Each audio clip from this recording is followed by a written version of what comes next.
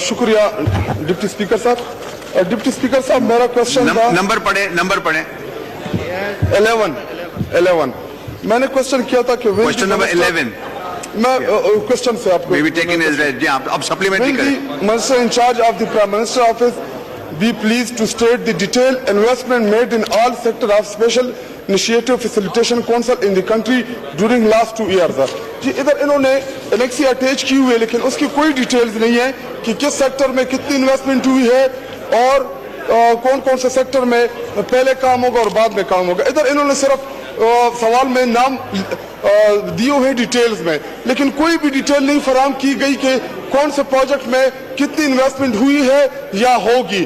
और इसके अलावा डिप्टी स्पीकर साहब, यहाँ पे इन्होंने जो मुख्तलिफ बायलैटरल उसका वो एंगेजमेंट्स का भी जिक्र किया हुआ है, लेकिन उसकी भी कोई डिटेल्स इधर फराहम नहीं की गई कि कौन कौन से इशू के ऊपर हम सऊदी अरब को या कुवैत को इनके साथ जो है हम निगोशिएट कर रहे हैं। तो ये जवाब जो है, मैं इससे बिल्कुल सेटिस्फाइड नहीं हूँ।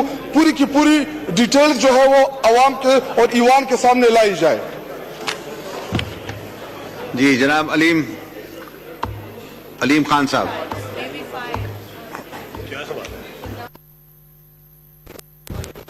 सर, ये कौन सा सवाल है, क्या नंबर है? Question number 11।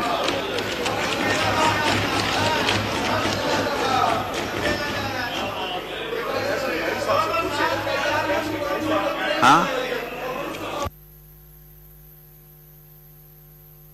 क्वेश्चन नंबर 11 था, आप देख लें, अदरवाइज वो दोबारा पढ़ देंगे।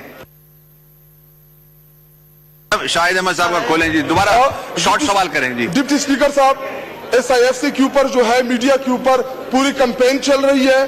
SIFC के बारे में जो दावे हो रहे हैं कि इससे मुल्क में एक बहुत बड़ी इन्वेस्टमेंट आ रही है, तो मैं ये जानना चाह रहा था कि ईवान के सामने और कौम के सामने वो तमाम तफसीलात लाई जा सके, ताकि हम भी अपने सूबे के अवाम को बताएं कि जी ये इन्वेस्टमेंट आपकी सूबे में होने वाली है। लेकिन माशाल्लाह आप अपने इस मिनिस्टर की परफॉर्मेंस का अंदाजा इससे लगा सकते हैं कि इतना इंपॉर्टेंट SIFC कि जिसमें इस मुल्क में इन्वेस्टमेंट होनी है, उसका इसको नहीं पता। और इसकी बुनियादी वजह फॉर्म 47 है। अगर इलेक्ट होके आया होता तो आज इसको पता होता, लेकिन चूंकि इस एक कागज के टुकड़े के ऊपर इनको आपने MNAs बनाया, फिर इनको मिनिस्टर बनाया, तो यही करतूत होंगे। और अल्हम्दुलिल्लाह तहरीक सवाल करें सवाल की तरफ आ रहा हूं। स्पीकर साहब, आप नाराज हो गए? तकरीर तो नहीं हो सकती। स्पीकर साहब, ये बड़ा ही इम्पोर्टेंट सवाल था, बड़ा ही आप सवाल करें, इम्पोर्टेंट आप सवाल करें, हम नेक्स्ट सवाल की तरफ चले जाते हैं। जी, मैं क्या सवाल करूं? जो इनको लिखा हुआ दिया हुआ उनका नहीं पता, तो मैं जिम्मी करूंगा तो इनको क्या पता होगा? ये तो इस हुकूमत की संजीदगी का अंदाजा है। डिप्टी स्पीकर साहब, अल्लाह ठीक है, अगर आप नहीं करना चाहते तो रहने दें। इस मुल्क के ठीक है जी, ओके। क्वेश्चन नंबर 12 इख्तियार बेग साहब। नेक्स्ट क्वेश्चन इख्तियार बेग साहब, सवाल पढ़ें। बिस्मिल्लाहिर्रहमानिर्रहीम।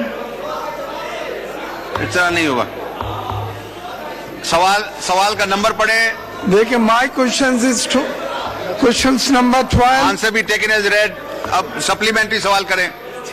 Will the Minister for Finance and Revenue to be pleased to state A, what steps are being taken by the government to stop the smuggling under invoicing and misdeclaration regarding import आप of supplementary steel? करें, अब सवाल ना पढ़ें। मेरा सवाल जो है वो 3 पार्ट पे है।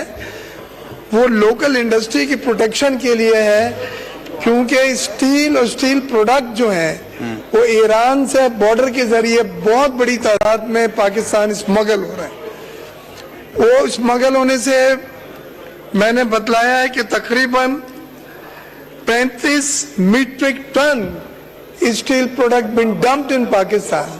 उससे यह हुआ कि पंजाब और दूसरा मुलाका कि लोकल इंडस्ट्री की एपेटाइट खत्म हो गई है, मार्केट डिमांड खत्म हो गई है। स्टील बनाने वाले हाथ पे हाथ धरे बैठे, इन्वेंट्री बढ़ी हुई है उनकी, क्योंकि स्मगल से जो सस्ता स्टील आ रहा है वो उनकी एपेटाइट को पूरा कर रहा है। तीसरी चीज जो है जी, آپ سپلیمنٹری سوال گورنمنٹ کریں آخر نا. سوال تھی گورنمنٹ نے کیا سٹیپس لیے ہیں کہ لوکل انڈسٹری ہماری پروٹیکٹ جو اسٹیل بناتی ہے جو ٹیکس پے کرتی ہے اس کی پروٹیکشن کے لیے کیا سٹیپس ہیں کہ اسمگلنگ کس طرح سے روکی جا سکتی ہے بارڈر کے اوپر. وہ $530 کی ویلیو ہے اور $380